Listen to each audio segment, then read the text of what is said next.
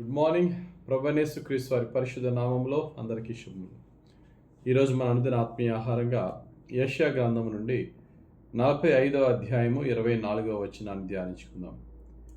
యెహోవా యందే నీతి బలములున్నవని జనులు నన్ను గూర్చి చెప్పుదురు.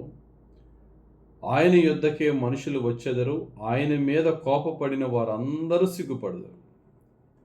దేవుని మీద కోపపడి మన జీవితంలో అవమానం తెచ్చుకుంటాం, ఓటమి తెచ్చుకుంటాం తప్ప దేవునికి విరోధంగా మనం చేసి ఏమీ సాధించలేము. ముఖ్యంగా ఇక్కడ భక్తుడు చెప్తున్నాడు, దేవుడు చెప్తున్నాడు ఆయన వాక్యం ద్వారా, యెహోవా యందే నీతి బలములున్నవి. నీతి బలము ఈ రెండు చాలా శ్రేష్టమైనవి. మనం నీతిగా బ్రతకాలంటే దేవుణ్ణి తప్పి దేవుణ్ణి కాదని మన సొంత శక్తితో నీతిగా ఉండడం అసాధ్యం. పవర్ఫుల్గా ఉండాలి అంటే దేవుణ్ణి కాదని దేవునికి విరోధంగా ఉండి పవర్ఫుల్గా ఉండడం అసాధ్యం. 2 ఉదాహరణలు చెప్తాను. తప్పిపోయిన కుమారుడు తండ్రి ఇంట్లో ఉన్నప్పుడు అతడు ఏ తప్పు చేసినట్టుగా మనకు అక్కడ మెన్షన్ చేయబడలేదు. తండ్రి నుండి తన డబ్బు తీసుకుని వెళ్ళిపోయిన తర్వాత అతడు వేశ్యలతో సహవాసం చేశాడని ఉంటుంది లూకాసు వార్త 15వ అధ్యాయం 30వ వచనంలో. ఎప్పుడైతే ఇక్కడ యేసు ప్రభు చెప్పిన ఈ ఉపమానంలో ఆ తండ్రి కొడుకు ఎవరంటే, తండ్రి దేవుడు, కొడుకు మనం, పిల్లలమైన మనం. దేవునికి దూరం ఎప్పుడవుతామో పాపానికి దగ్గర అవుతాం. ప్రార్థనా జీవితం ఎప్పుడు తగ్గిపోద్దో, విశ్వాస జీవితం ఎప్పుడు తగ్గిపోద్దో, పరిశుద్ధుల సహవాసం ఎప్పుడు తగ్గిపోద్దో, చర్చికి ఎప్పుడు దూరంగా అవుతామో ఆటోమేటిక్గా ఈ లోకానికి దగ్గర అవుతాం, పాపానికి దగ్గర అవుతాం. కాబట్టి దేవునిలోనే మన నీతి. దేవుని కాదని చెప్పి నేను ఉండగలను, చేయగలను, ఎవరి మధ్య అయినా సరే నేను నీతిగా ఉండగలను అనుకున్నామా, అప్పుడే పడిపోతాం. ఆయన కృప వల్ల మాత్రమే నీతి. రెండోది, దేవునిలోనే బలము. నీతి బలము ఆయనలోనే ఉన్నవి. బలము, యోహాను సువార్త 15వ అధ్యాయం 5వ వచనంలో ఒక మాట ఉంటుంది, నాకు వేరుగా ఉండి మీరు ఏమీ చేయలేరు. నాకు వేరుగా ఉండి మీరు ఏమీ చేయలేరు. నాతో అంటుకట్టబడి ఉండండి, మీరు ఫలిస్తారు, మీరు శక్తిమంతులుగా ఉంటారు.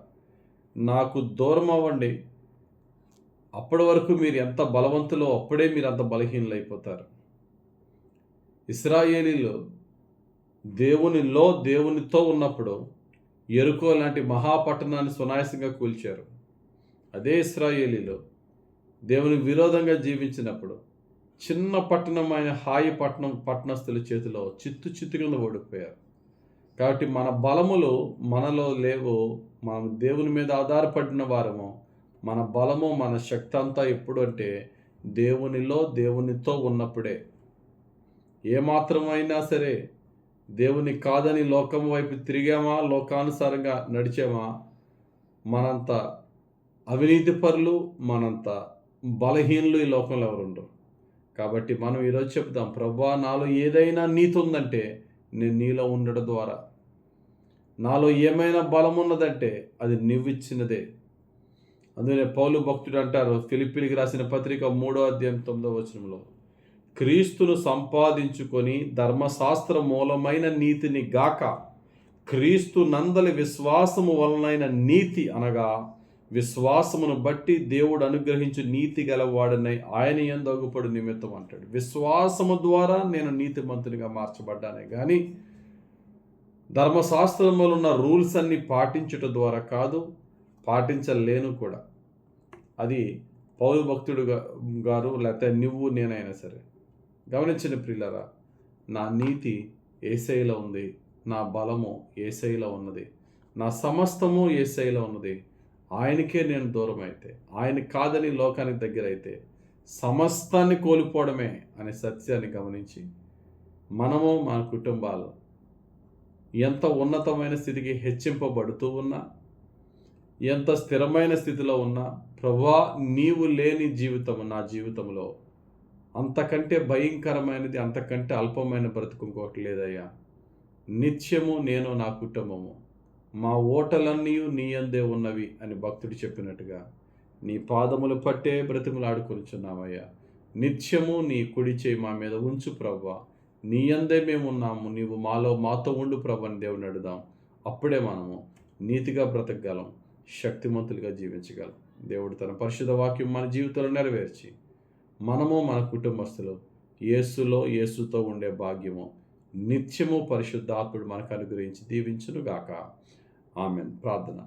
మహిమగల తండ్రి, ఈరోజు ఇచ్చిన వాక్యం బట్టి స్తోత్రాలు.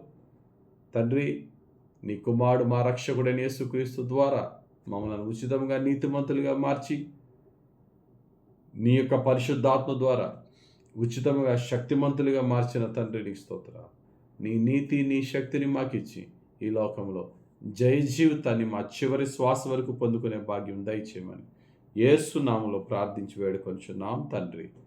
ఆమెన్. తండ్రి యొక్కయు, కుమారుని యొక్కయు, పరిశుద్ధాత్మ దేవుని అభిషేకం మనపై దిగి వచ్చి మనల్ని నడిపించి, సంరక్షించి, విజయవంతులుగా దీవించునుగాక. Amen. God bless you. Have a very blessed day.